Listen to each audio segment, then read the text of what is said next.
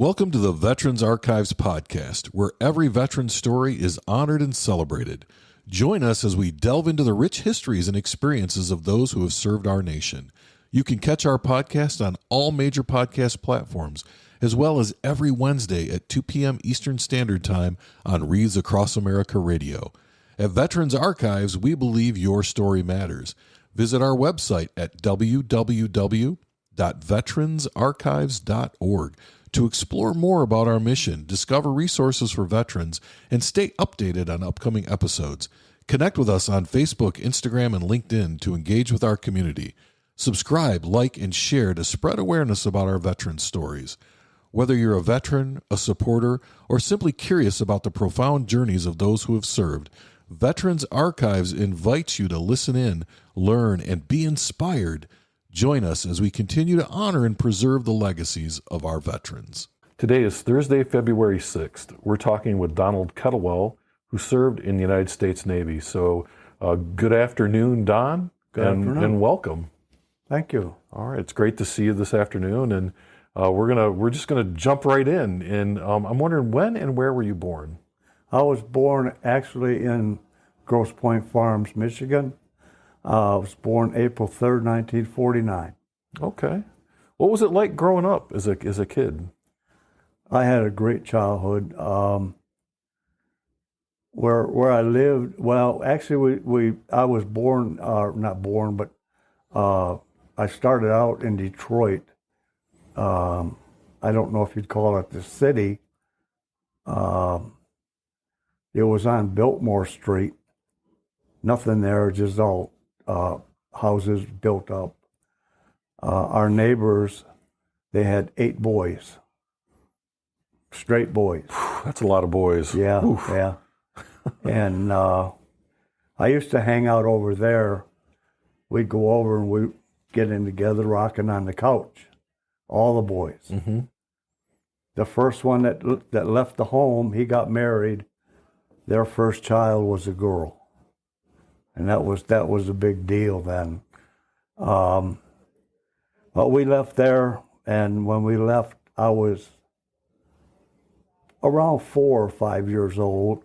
We moved out to Mount Clemens, and we moved into a big home, and it was on a canal. And the day that we moved, I was wearing a little hooded jacket. Like I said, I was about 4 or 5 years old. And when I got out of the car, I saw this thing that looked like a road. And it had all green on it. I thought it was a road myself. So I went running, and I wanted to jump on it because I thought it was grass. Mm-hmm. When I jumped, well, it was a canal full of water. And the hood filled up with air. And that hood kept me floating, the only thing that kept me alive. And my dad got out there and he pulled me out of the water.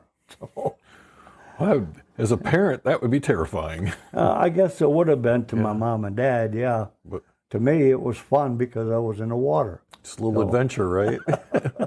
It was pretty fun. But yeah, that was the first experience moving out to I guess you'd call it the country then. Yeah. Because we looked across the street, or I looked across the street, nothing but woods. Mm-hmm. Everywhere you looked, it was all woods.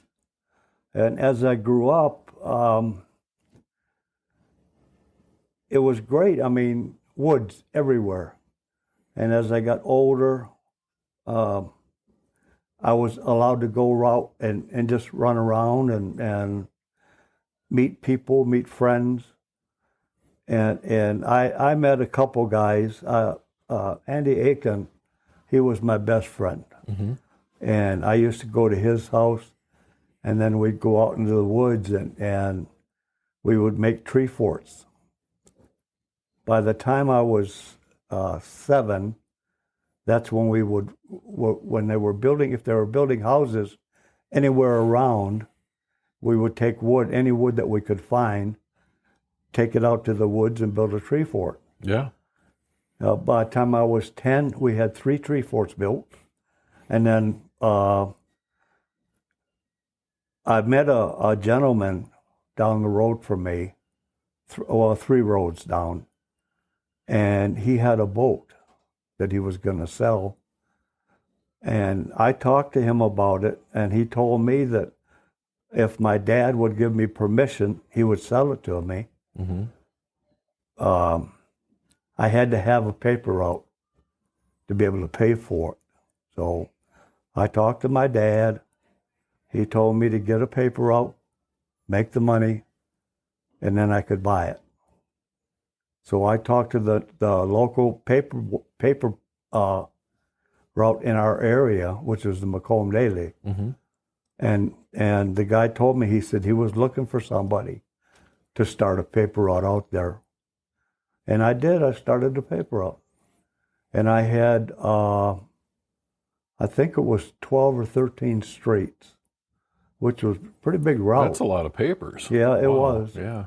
I would do half the route, come back and get the other papers to finish the other route, other side of the route. Mm-hmm. And it worked out pretty good. And I got enough money. I had enough money to buy the boat and with the 10-horse Johnson. That's pretty exciting. So, well, it was good. It worked out nice. I got the boat, bought the motor. It was 10-horse Johnson. I do my paper route. After school, I do my paper route, get in the boat, go out on the lake. That was my fun. I mean, Yeah. I'd rather do that than anything else. I mean, if I had chores, I'd get them done, cut the grass, and at the time we had a pretty big lawn. Mm-hmm. So, but yeah, it was fun growing up. I mean, Tell me a little bit about your dad and your mom. So what did your dad do for a living? my dad was a grinder hand in Detroit. Uh-huh. From what I understood, he was one of the highest paid grinder hands in the city of Detroit. He worked at a place called Schwartz Machine. Mm-hmm. He was pretty good at it too, and very, very smart. He was in World War II. He was over in the Liberation. Didn't talk much about it. Didn't want to. Yeah. And we didn't ask him much about it. So, and we knew not to. Yeah. I think a lot of those guys came home and just wanted to put it behind them. Yeah. Right? It was done and they were ready to move forward. What about your mom? Was she a housewife or did she work outside the home? She was a good housewife, a good mom. There were 8 of us in the family. I was going to ask that question. Yeah. There were 5 boys, 3 girls. Mm-hmm. My mom was diabetic, but with all the kids in the family, she had to do a lot of baking. She got up at 5 o'clock in the morning to make my dad breakfast. Then she'd take a nap before his kids had to get up for school. Then during the day, she would do baking to make sure his kids had enough. And being diabetic and baking sweets for us kids, that was tough for her. Yeah. A couple times she wound up in the hospital. One time I wound up in the hospital with her and I saw her laying in the bed. Mm-hmm. And that scared me pretty bad. And I was scared for my mom because I wasn't sure what it was all about. Yeah. But that was that. Where did you fall in the pecking order in your family? I was third. You were third? Yes. So you were almost the middle kid. Well, yeah. Yeah, because with 8, there's... Yeah, yeah. Yeah, that's a lot. Yeah. Did you find that you were friends with your brothers and sisters? Like, were they kind of part of your friend group? No. Flat out, no. Yeah. Well, Well, my oldest brother, his name was Alan. He was, I would say, probably 7 years older than me. Mm-hmm. Eddie was 1 year older than me. because that was the war difference. Yeah. Yeah. And Eddie was 1 year older than me, then it was me. And Darlene was 1 year younger than me. And Pamela was 3 years younger than me. And then it went Gary, Larry, and Candy. That was, we called them the second family because they were the little kids. Right. So, but we were a normal family. You know, there was arguing going on all the time, but for the most part, we got along. Yeah. Well, and I think with those age differences, it makes a lot of sense. That if there were one kid after another, then I could see maybe a little bit closer friendship there. But so tell me about school. What was school like for you? School? Yeah. It was all right. Uh-huh. You know, I mean, school. Just something you had to do, right? Yeah, you got to go. Yeah. So elementary school was fun. Junior high was okay. High school, we got through it. The only thing is I dropped out in my senior year because I knew more than they did. Yeah. And I'm not going to lie about it. I mean, that's the way I felt. When my dad found out about it, that was a different story. 3 options. Go back to high school, get my diploma, get a job and give him my paycheck. That wasn't going to happen. No. Or go in the military. I chose the third one. And what it was going to be was the Navy because of the water. So I went in the Navy. So that was kind of your determining factor. You liked the water. Yes, I love the water. So I joined the Navy in 1967, and my dad dropped me off at the induction center. Went down there. When I was going through the line, getting my physical and all the good stuff, they found out that I had a spinal cyst. And they said, you know, you don't have to go. I said, what are you talking about? What? Also flat feet. Right. But they said, you don't have to go. I said, what are you talking about? And that's when they told me I had the cyst. Flat feet then, it didn't matter because of Vietnam. Right. But the cyst, they said if I signed the papers, they could do the surgery. I said, well, give me the papers. I want to go. Yeah. So. Well, this is probably a time where a lot of people didn't want to go, right? Oh, yeah. So there might have been a little surprise that you were like, hey, I don't care, I'm going. Yeah, I wanted to go. Yeah.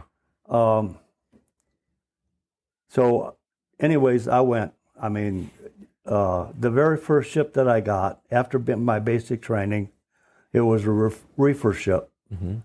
It's a supply ship. And it was in Yokosuka, Japan. I caught it just for the trip back to San Diego. And when we got to San Diego, for the trip back from Yokosuka to San Diego, all I did was peel potatoes. And peeling potatoes, all you do is throw it in a drum, and they spin around till they get peeled, and you wash them and give them to the cook. I'm just going to tell you, in the Army, we peeled potatoes. In the Army, you did, yeah. We peeled potatoes.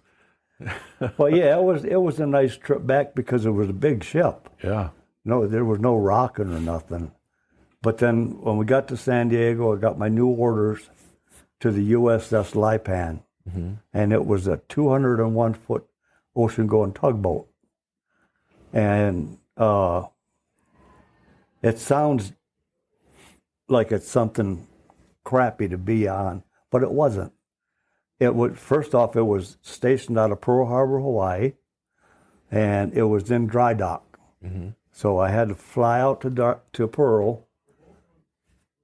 We were staying in a barge at the time, so that's where we stayed, just in the barge till they got done in dry docks.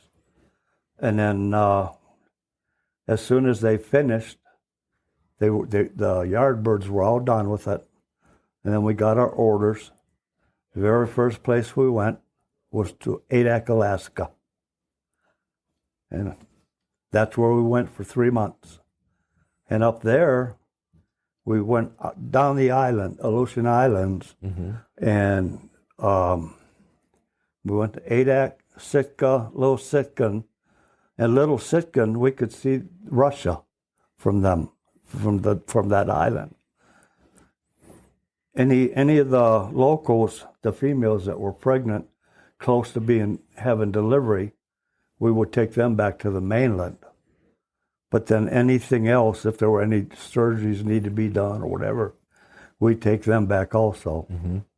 And then I don't mean to interrupt. I was going to ask, how long, you hadn't been in that long.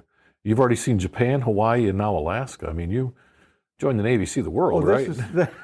Yeah, this is all over, let's see, that would be probably about a year. Yeah. Over a year, yeah. We'd go up.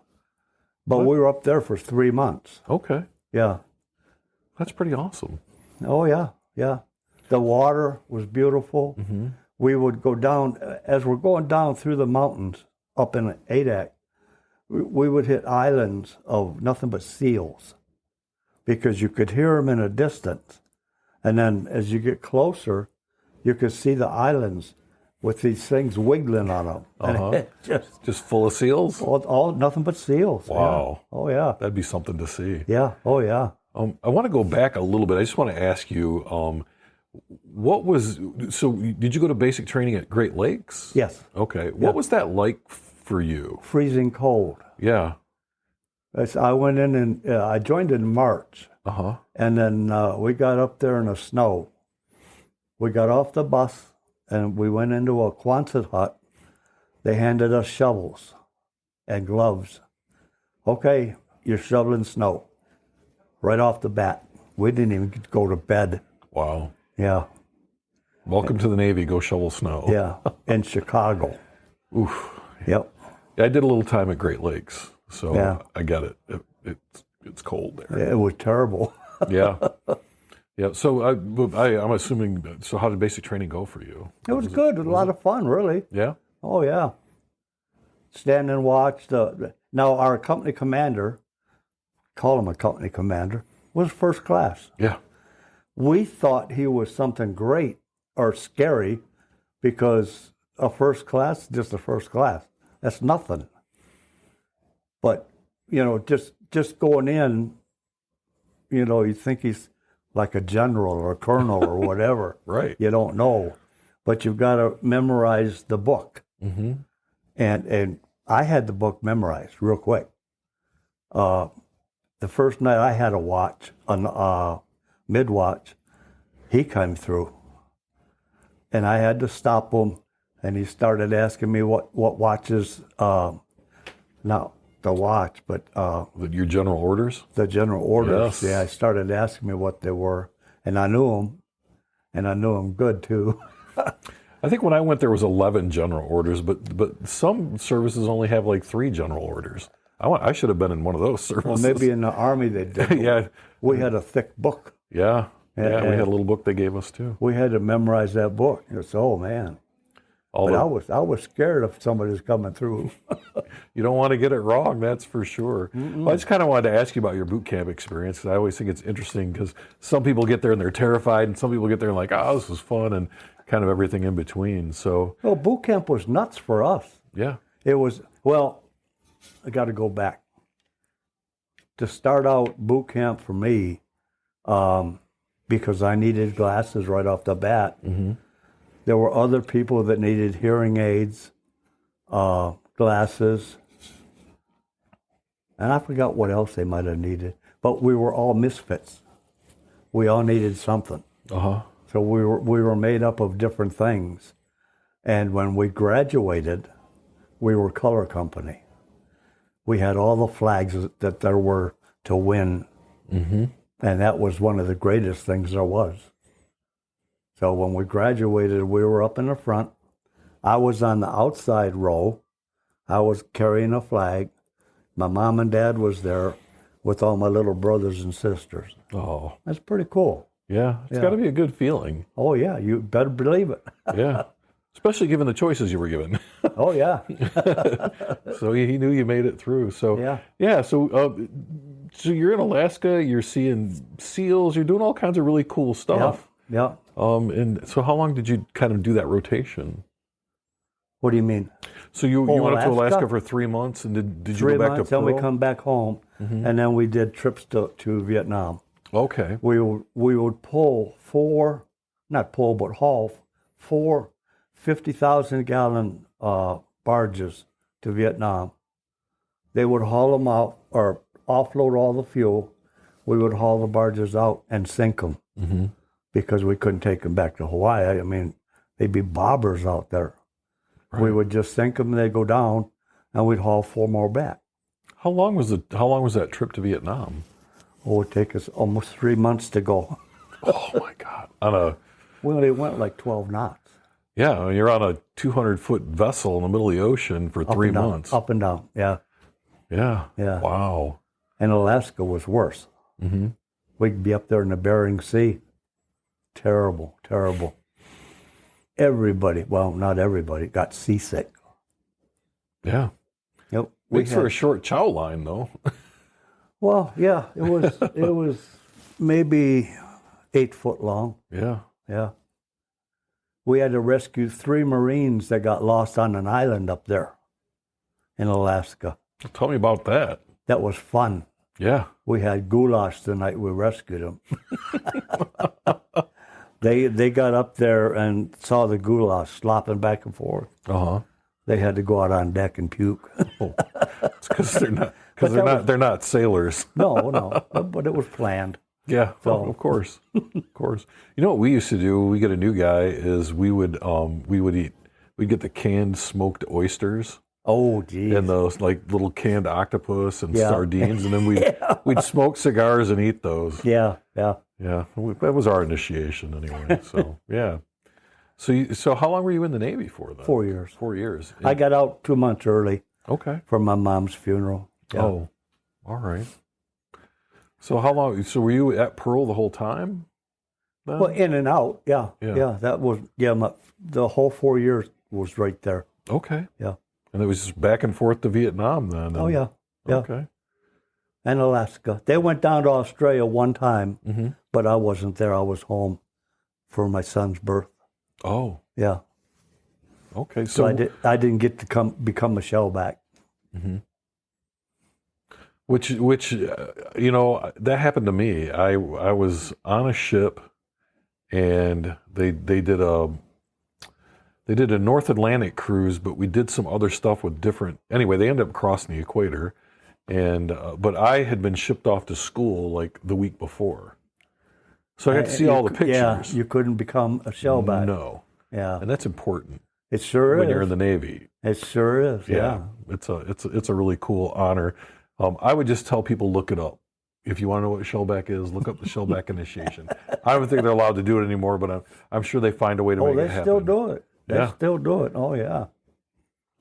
Yeah. So you said you went home for your son's birth. Did you get married at some point in there? Oh, I was married. Geez. I don't remember when. Well, I was married September 11th. I know that. And I don't remember now. Okay, but you were already in the Navy when you got married? Yeah. Okay. Yeah. Local gal from Michigan? Or okay. Yeah. All right. Tell me about your wife. Oh, if you want to. She was a sweetie, yeah. I was going with a girl when I went in the Navy. I wasn't there a month. She didn't send me a Dear John. She sent me a Dear Don. Yeah. Just as bad, I'm assuming. But it worked out because she introduced me to Cindy, and Cindy started writing me, and we just started writing back and forth. And I met her as soon as I got home. That's when I met her face to face. And we just kept writing back and forth. And the first time we went out, I was driving the car down, and my hand kind of ducked in her cleavage. She says, Man, that's where it went. Nowhere. Right. She was a good girl. Yeah. Stayed that way.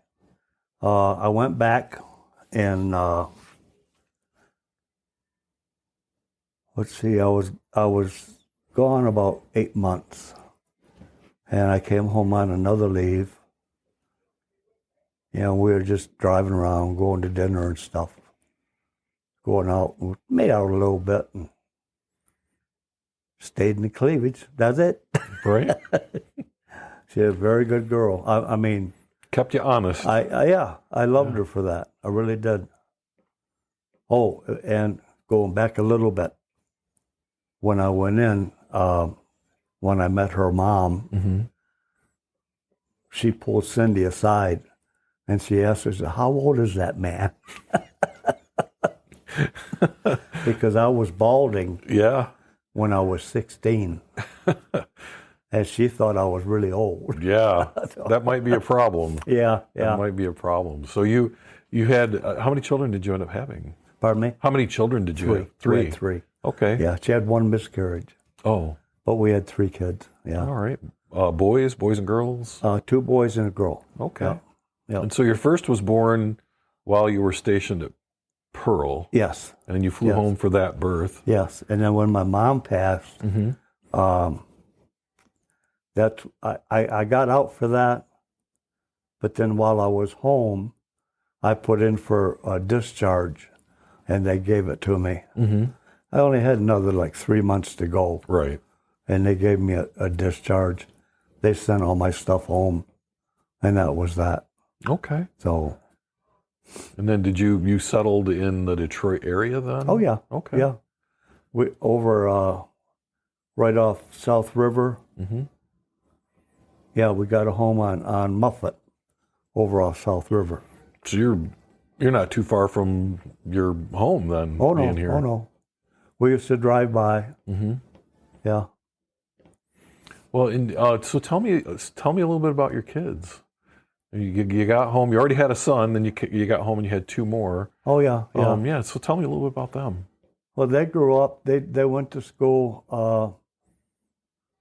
Both my boys graduated high school. Michael graduated 3rd in his class. Donald graduated, I don't know, 20th, somewhere in there. Shannon, she was down there in the middle. Michael loved school. Donald didn't. He just wanted to get out. That was it. Yeah. He joined the Army after he got out.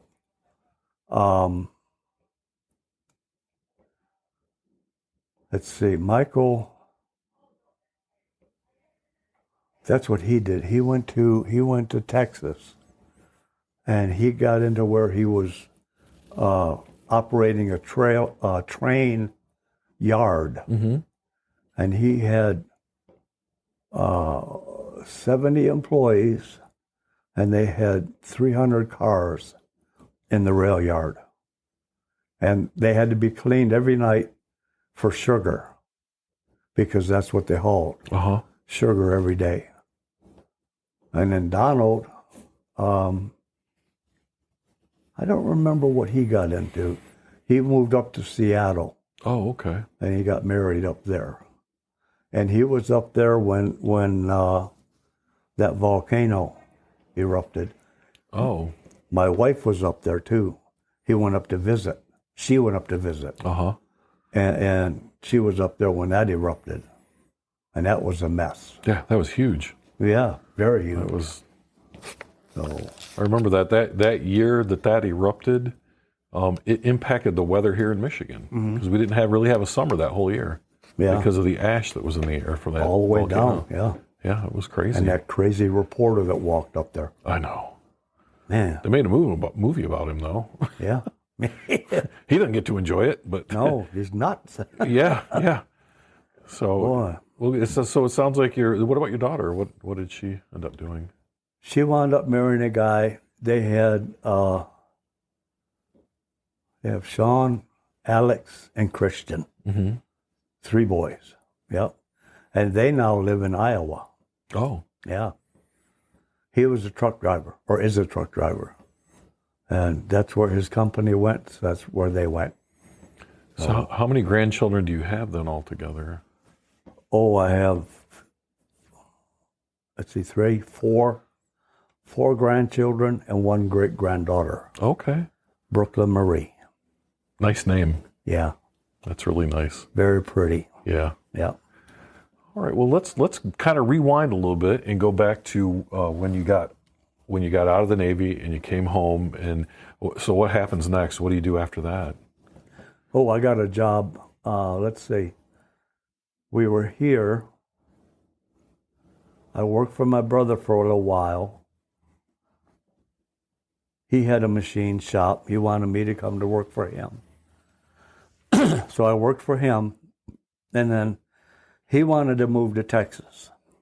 So, okay, we'll go. Try it out, see how it works. So I worked for him for, I think it was about 7 years. And as the saying goes, you never work for family. Mm-hmm. That's the truth. You never work for family.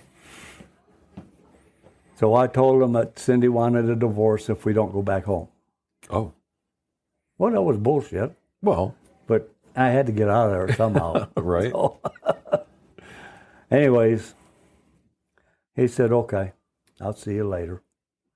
We moved back. I came up here, stayed for, I think we stayed for another 8 years.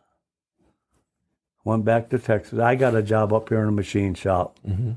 Little rinky-dink shop, but it wasn't anything that I was enjoying.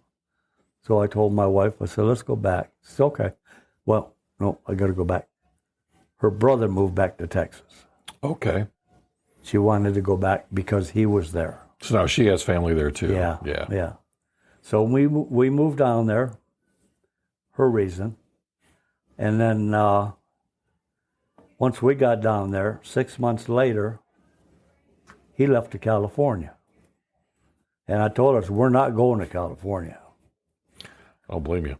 No, not there. And he's still there, believe it or not. Oh, okay. Yeah. But we moved down there. I got a job at a place called Preco. And it was a pretty good sized machine shop. And the guy's name that owned it was Roger Brown. And his partner, I forget his name, but they were both millionaires. A lot of money. Mm-hmm.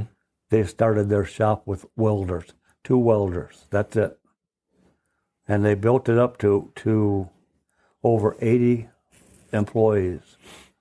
I mean, they had a good business going, really good one. And we were working every day, 6 days a week. We could volunteer for Sundays. Most of the time, Sundays were double time. Mm-hmm. And if it was a holiday, they'd pay us 3 times, triple time. Wow. And we didn't have no problem volunteering for that. Yeah. It was good money. All of us got paid over $25 an hour all the time. I mean, this is in the 70s. Yeah, that's really good money. Oh, yeah. Yeah, I had no problem bringing home for the year, $125,000. I mean, my wife loved it. Oh, yeah. So. You were working all the time. Oh, so, yeah. Oh, exactly. She had a job. There was a pharmacy down there. Mark and Nancy Waldron had a pharmacy. And we wound up meeting them, and they asked Cindy if she wanted to work in a pharmacy. And she didn't know nothing about it. Mm-hmm. And Nancy said, well, we'll teach you. Come on, work with us. And she did. And what she did, she made out the prescriptions and gave them to Mark. He checked them, and then they'd send them off. Then eventually, she became the driver delivering the prescriptions. Most of them went to senior living centers. Mm-hmm. And she did great at that. So everything was working out great. Everything was going just super. And that's the way it was down there. Yeah.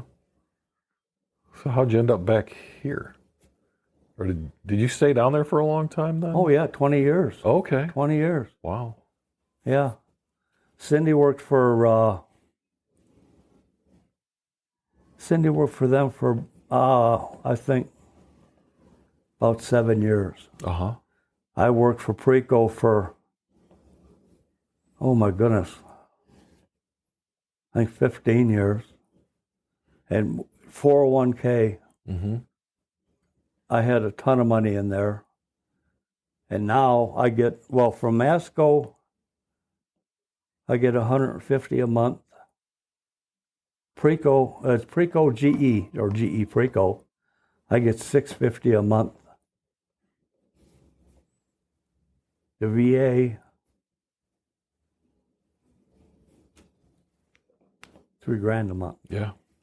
I get a lot of money. So, You got a good retirement going. very good, very good. So Yeah.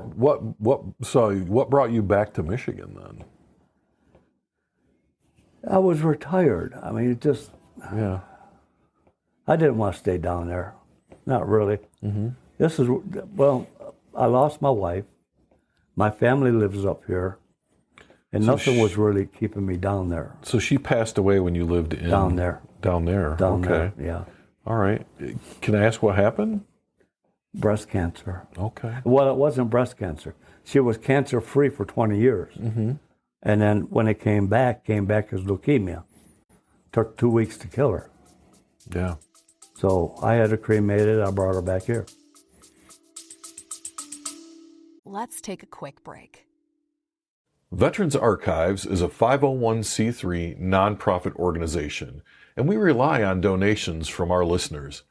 If you are enjoying these stories and would like to support our continued efforts, please go to www.veteransarchives.org and select the donate button.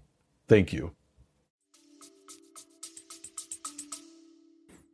And when we were talking earlier, I think we weren't even on camera at that point, but she was your best friend. She was the love of your life. And you were married, how long did you say? Almost 50 years? 2 weeks shy of 50 years. Yeah. Yeah. What's that like for you? I mean, you got this life going, things are going well, I know. and then all of a sudden they're not. So Yeah. Yeah. How was that? What was that like for you? I was pissed off at God for taking her. But I was also thankful that he took her so fast. Yeah. Because you look at some of these people that have had leukemia for 10, 15 years, and he took my wife so quick. She didn't have to suffer. You know, it's either or. Right. You know, how would you look at it? Right. I mean, yeah. No. I think personally I'd rather go quickly than Absolutely. have it linger. Oh, you got me. I'm going to have to Absolutely. mark that down so I know that I got to check this out. Yeah. There we go. So I had the sound turned down, but apparently it just doesn't want to do it. So you pretty much worked in the trades then your whole life after the military. Yes. Oh, even in the military, yeah, because you were a machinist. Yes. And then your dad worked in the trades as well. Yes. So kind of, it must be in your genes somehow. All my brothers were. Yeah. All of them, yeah. It's just in their brains. Yeah. I'm good at what I did. I was great. I loved it. I had to make 1 thread per inch. And nobody ever did it in a machine shop. And my boss come up and asked me if I wanted to do it. I said, yeah, let's try it. So while I was doing it and making it and figuring out how to do it, I had half the machine shop watching me. I had to read the book how to do it first. Yeah. And then I made it. And it came out perfect. Well, you can't ask for much more than that. No, no. Oh, I loved what I did. I really did. Yeah. And so you moved back up here though after your wife passed away. You were around family. Well, she passed away, and then I started thinking about it. I lived in the senior center for about 3 months, And I said, nah, this shit ain't for me. Not with all these old people. Too young. Yeah, I just didn't feel like I needed to be there. Mm-hmm. So I came back. Now, did you buy a house here, or did you come back and move into the? Well, I rented an apartment. Uh-huh. And I wanted to break the lease over there. And the woman in there said, I can't. I said, oh, yeah, I can. So one day the owner was there that ran that place. And I told him, I said, I need to break that lease because I want to get in the veterans center. And he said, well, break the lease. I don't care. So the woman that ran it got all pissed off. Yeah.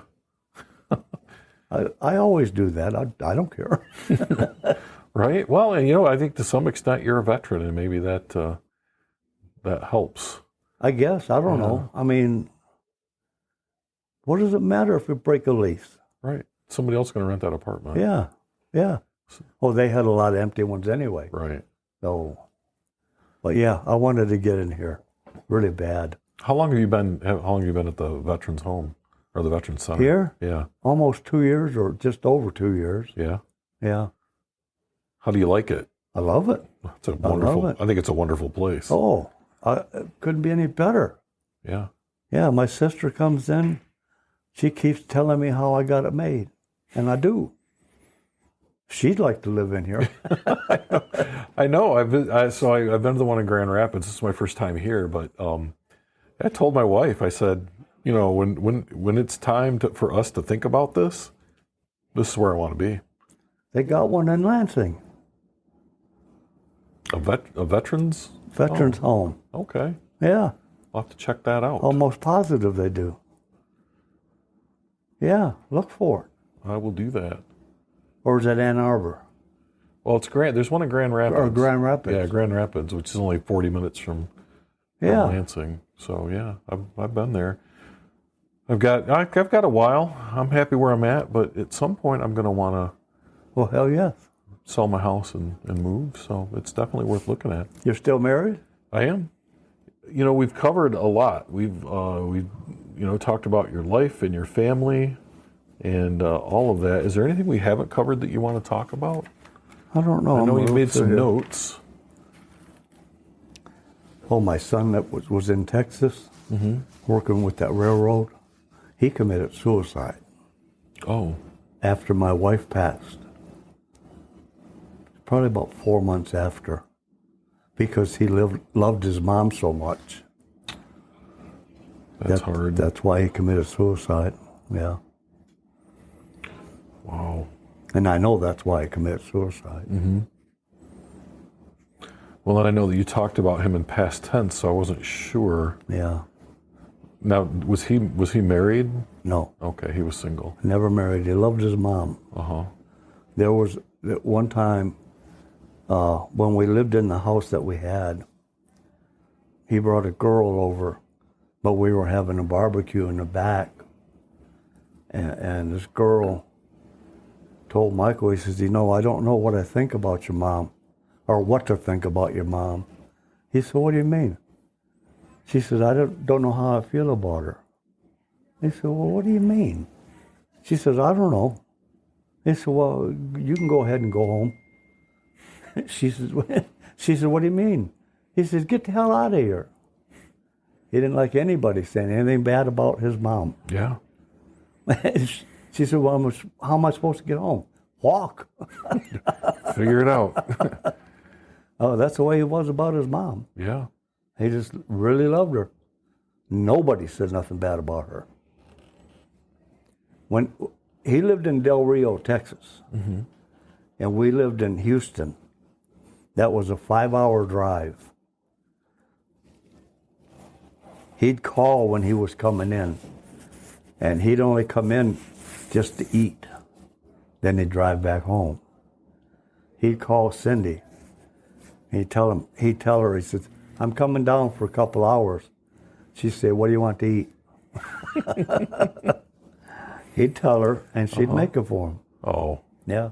That's really nice. And then had Tupperware dishes. she'd make him up a couple extra dinners, different dinners, for him to take home with him.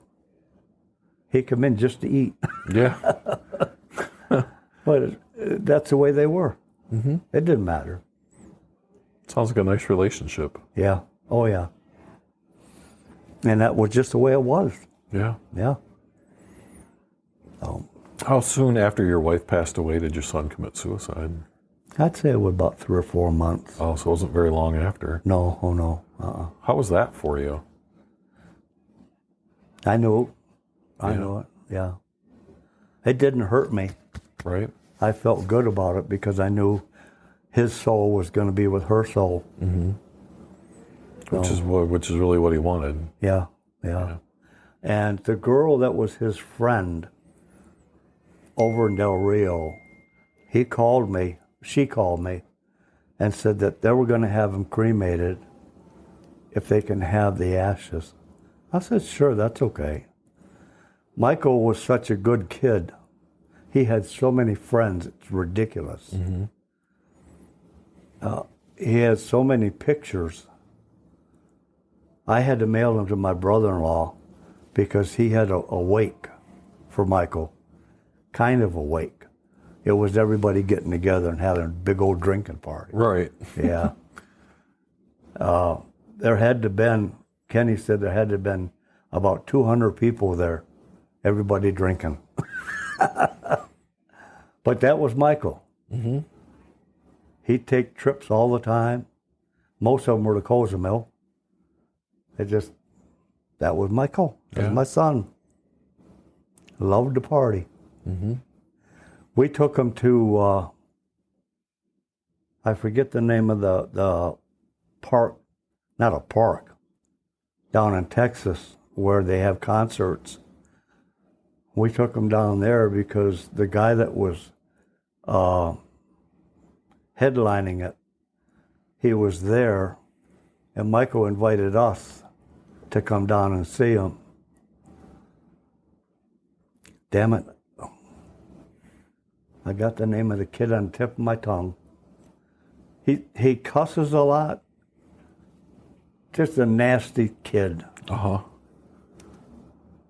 Can't think of his damn name. But the kid was starting in front of him. He's kind of a religious guy. And the team didn't make sense. But he was kind of opening for this kid. And Michael took us back to meet both of them. Oh. Neither one of them swore in front of my wife, which I thought that was nice. Yeah. So keep it classy, right? Yeah. But I mean, it was nice that he invited us back there. Yeah. But Michael stayed and he got drunk as hell with him. So. But I mean, I don't like the kid because of his language. Right. I mean, people love him for that. I don't get it. Yeah, it just depends on what your thing is, right? Like, Yeah. that's just not what you... It's not mine, no. No, not at all. Not my cup of tea, not a bit. No. Well, Don, we covered your time in the military. We kind of covered your life. We've talked about a lot of different things this afternoon. As we wrap up our conversation for the recording, I always ask kind of the same question at the end, and that is, years from now, if somebody's listening to this, what do you want them to take away from your life story? I don't know. Just to love everybody. I mean, get along. Life is too short to be pissed off at anybody. I don't like being mad at anybody. We're here. I mean, it's a wonderful planet, and we're beating it up. There's nothing we can do about our government. Well, there is, but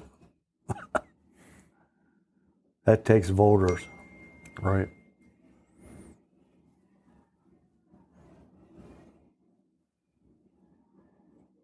I don't know.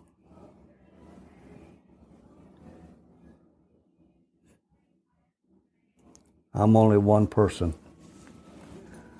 Enough of us together, we can do something. Yeah. All right. Well, thanks for taking time out today to come sit and talk with me. It was really nice to meet you. It's been enjoyable. It really has. Thank you for listening to the Veterans Archives podcast, where every veteran story is honored and celebrated. Join us as we explore the rich histories and experiences of those who have served our nation. You can catch our podcasts on all major podcast platforms, as well as every Wednesday at 2 p.m. Eastern Standard Time on Wreaths Across America Radio. At Veterans Archives, we believe your story matters.